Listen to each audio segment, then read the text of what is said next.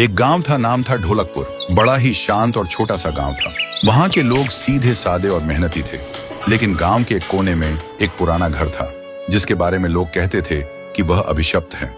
बुजुर्गों की माने तो उस घर में कोई आत्मा रहती है। कहते हैं कई साल पहले एक औरत, जिसका नाम चंपा था, इस घर में उसकी मौत हो गई। कुछ लोग कहते हैं कि उसने फांसी लगाकर मर गई, क्योंकि उसकी शादी जबरन नाम के एक बूढ़े आदमी से कर दी गई थी।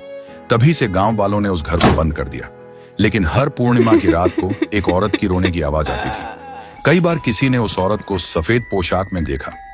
एक दिन गांव का एक नया लड़का अर्जुन, जो इन बातों को अंधविश्वास मानता था, उसने ठान लिया कि वह उस घर के पास रात बिताएगा। उस रात पूर्णिमा थी। अर्जुन ने टॉर्च ली और घर के पास जाकर बैठ गया। शुरू में सब ठीक था, लेकिन आधी रात होते ही अचानक ठंडी हवा चलने लगी। उसके टॉर्च अपने आप बंद हो गई। तभी उसे किसी के कदमों की आहट सुनाई दी। वह घबराया और इधर उधर देखने लगा।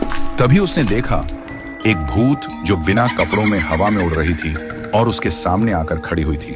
उसके बाल खुले थे और चेहरा साफ नहीं दिख रहा था। अर्जुन ने कांपते हुए पूछा, कौन हो तुम?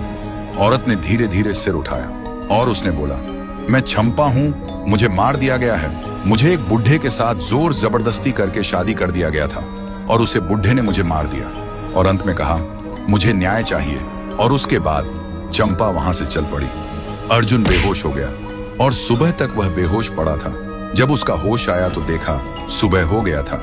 गांव वाले उसे बेहोशी देखकर उसके पास आया और पूछा कि क्या हुआ।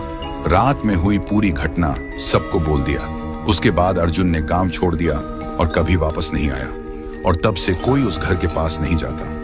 अब भी हर पूर्णिमा की रात घर के पास से एक औरत की सिसकियों की आवाज आती है।